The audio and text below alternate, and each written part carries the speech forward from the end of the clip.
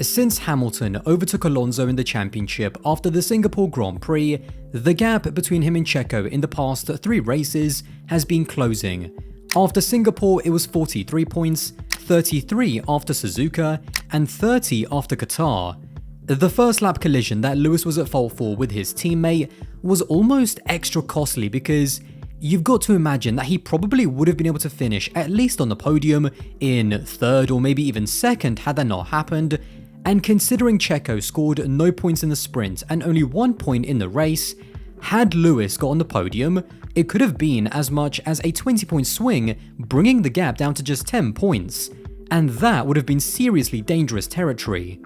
In Checo's own words, the next run of races is exactly what he needs with the huge amount of Mexican support that he'll receive in Austin and of course Mexico City. Drivers thrive on that kind of home support, and given the tough mental spiral that Checo is in right now, I think having that emotional encouragement will really help him.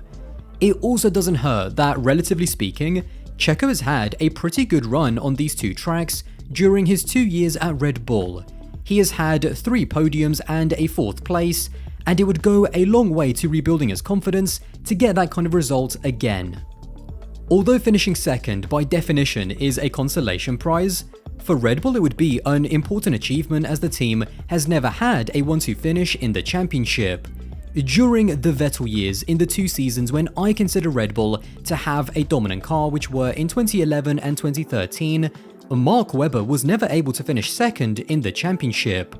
Now, some might argue that the RB7 and the RB9 weren't as dominant as the RB19, and whilst I do think that that's true, at the same time in 2011, Red Bull won 11 out of 19 races, and Sebastian Vettel set a record that he still holds now for the most pole positions in a single season with 15.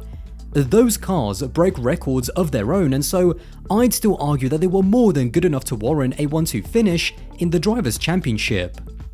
History, however, will never view Webber as a lesser driver than Perez because he actually did manage to fight for the title during the 2010 season, going into the title decider as one of 4 drivers capable of winning the championship.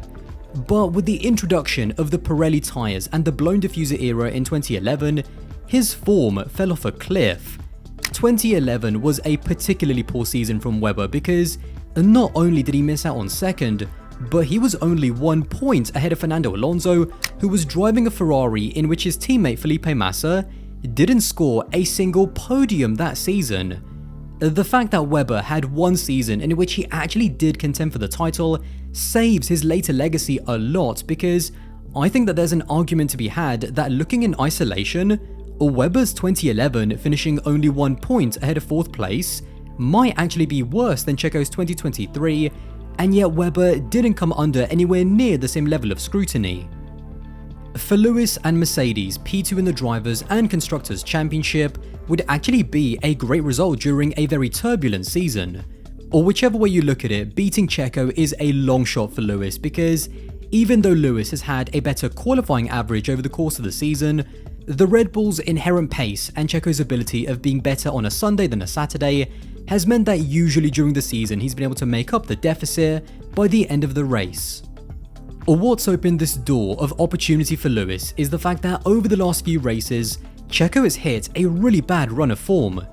During the European leg of the season, Checo had a solid run with podiums in Austria and Hungary, and then 1-2s for the team in Spa and Monza. However, after Monza, the last 3 races have been a disaster. Singapore was the anomaly weekend where both of the Red Bulls were off the pace. In Suzuka, he had contact on lap 1, and then a really clumsy collision with Kevin Magnussen, resulting in a DNF. And in Qatar, he was knocked out in Q2, crashed out of the sprint in a racing incident, and then finished just 10th in the Grand Prix after receiving 3 different 5-second time penalties for track limits violations.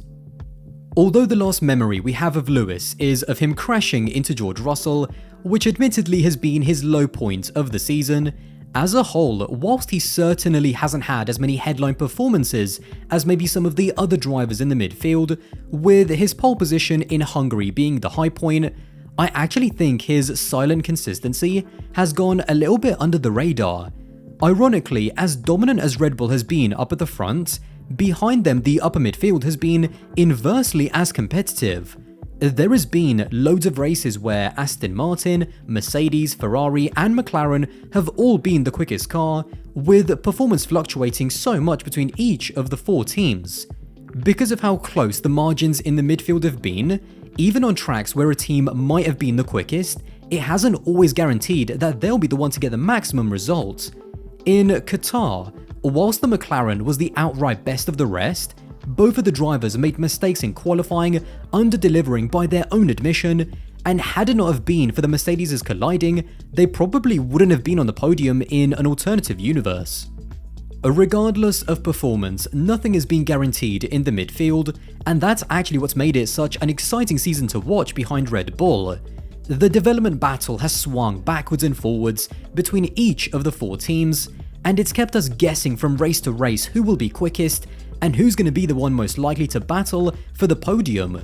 Amidst all of that chaos, for Mercedes to finish in P2, and especially if Lewis can get P2 as well, more than the increased prize money and kudos that it would give Lewis and the team, psychologically I think it would be a massive boost to Mercedes, because there's no doubt over the last few months, with Ferrari taking a win and the resurgent McLaren hoovering up all of the podiums recently, there is a lot of momentum and positivity that's starting to build around those teams ahead of 2024. And now, you don't need me to tell you that momentum and positive vibes doesn't exactly win you a championship alone, but I think executing a season with the package that you have, and maybe even overachieving if Lewis does finish second, is a real statement. It sends a message to the team and to Formula 1 that Lewis is still at the top of his game, and just like in 2021, he's more than good enough to still win a championship against Max Verstappen at a time when Max is looking absolutely unbeatable. Or whether you think it's right or wrong, when drivers reach their 30s, it seems like Formula 1 and fans in general just put an even bigger microscope on those drivers, and at the first moment they have a bad result or a poor run of races, all of a sudden they're too old for Formula 1. It feels like Fernando and Lewis are always the biggest victims of this, and although it's unfortunate that the Aston Martin has tailed off, because had it stayed competitive, I know for a fact that Fernando Alonso would have absolutely been in the mix to also potentially finish in P2. However, more than anything else, finishing second for Lewis would emphasize and remind people even more of how good Lewis Hamilton still is, and that he has still got years and years left in the sport as one of the best drivers on the grid. With all of the moves that Red Bull have been making, the consequences for Checo are obvious. At the very least, it would mean even more pressure on his shoulders ahead of the 2024 season, as if he didn't have enough already, and at worst, it would kind of justify if Red Bull wanted to tear up his contract early and replace him for 2024.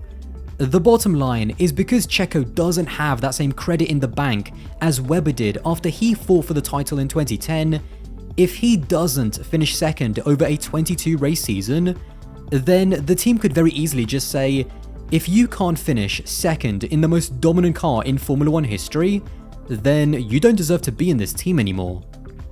Ricciardo was brought back into the Red Bull fold specifically as a contingency plan ahead of a potential drive in 2025. In a way, him breaking his hand at Zandvoort and missing the run of races where Checo has struggled most has actually been a massive blessing in disguise for Checo. Had he been under-delivering whilst Ricciardo was scoring points for AlphaTauri, that would have just started to open the door for Ricciardo to replace him early in 2024.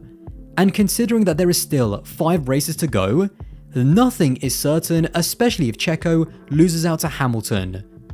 Despite recent rumours of him announcing his retirement at the Mexican Grand Prix, which to be honest always seemed bizarre to me, Checo in the build-up to Austin reiterated that not only does he still have a contract for 2024, but he also doesn't want it to be his last beyond then, regardless of whether it's with Red Bull or another team.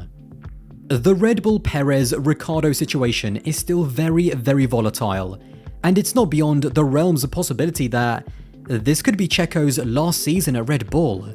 I know his stock as a driver has plummeted like Bitcoin, but even if he's not good enough for them, it doesn't mean that he can't still be a top quality midfield driver in most other teams.